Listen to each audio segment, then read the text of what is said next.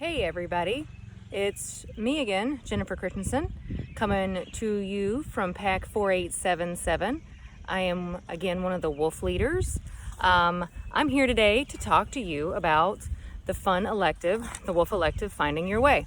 And I decided to come to you outside because this is kind of a fun one, because this one shows you, well, they're all fun, but this one's one that definitely is an outside thing. This one, I'm just going to kind of go over them with you to tell you all the stuff that you need to do for the elective, and then I'm going to show you some fun stuff and explain a compass. So the first thing is, let's go over what we actually have to do to complete this elective. So the first thing that we're going to do is, you have 4 different things to use, or do, excuse me. The first thing you do is you have 1 A and B. You have to use a map of your city or town, locate where you live. Then you draw a map for a friend so he or she can locate your home, a park, a school, or other location in your neighborhood. Use symbols to show parks, buildings, trees, and water. You can invent your own symbols. Be sure to include a key so your symbols can be identified. I've done this with my group already, my pack. And my son drew a map for his friends he drew a map from his house to his grandma's house. So anybody could get to his grandma's house from here if they needed to.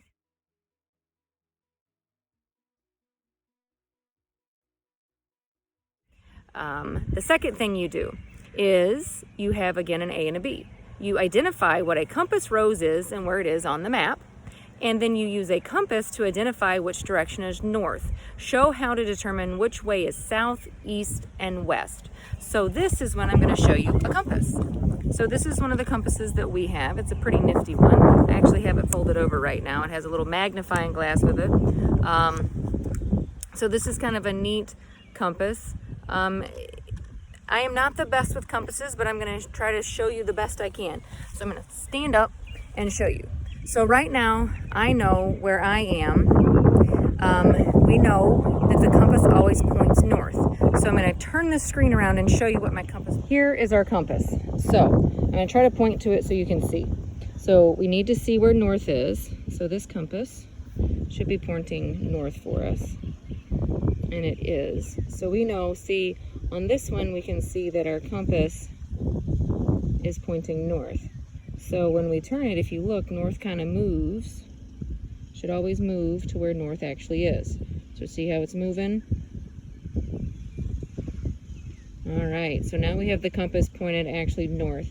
So, but my body is not turned that way. So I'm going to turn myself around. Now I know that I'm actually straight pointing towards north. So now I know that if I turn right, I'm going to go east. So I'm going to turn myself east, but watch what the arrow does. It goes right back to north. So that's sort of how we use a compass. This is the simplified version. What you're going to end up doing at some point is you always want to take this with you when you go on a hike, because it's going to be the thing that helps you know where you are and always help you point towards north, which is a wonderful thing to know. All right, so that was a quick tutorial on a compass and how to use it. Like I said, I did it very simply, but remember, whatever compass you have will always point north. It'll, excuse me, I shouldn't say it quite like that. It will always show you which way north is. On this compass, like I said, the arrow was north. So I could turn east and then you could see how the arrow still points. It pointed towards north.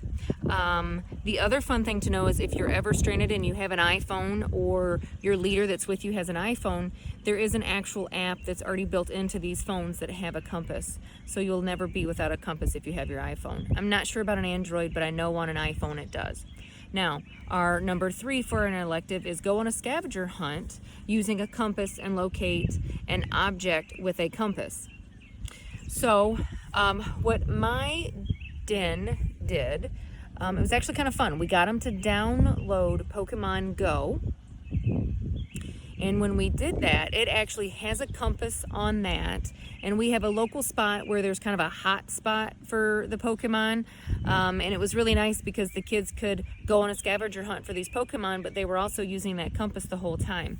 You may not be a Pokemon fan. I will have something after my video that shows you how to do a scavenger hunt with your compass without having to worry about Pokemon. And then of course our fourth part of our adventure is using a map and a compass, go on a hike or walk with your den or family.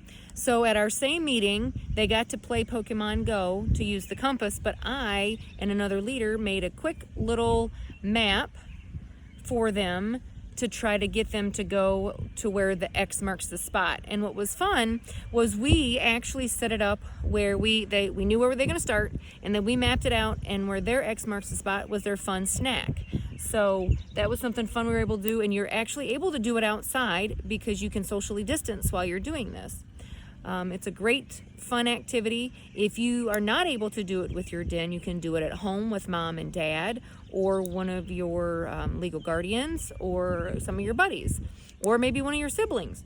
But make sure when you're done with all these electives that you you tell your den leader or your pack leader and let them know that you have accomplished this. I am going to show you some fun stuff that one of our other awesome den and pack moms did from another council for us, and she's so kindly letting us borrow it, so I am very grateful for her to let me use this in my video.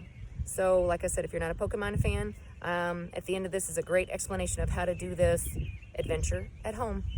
Thank you, and don't forget to let your pack or den leader know that you're done with this so they can mark you off. Have a great day.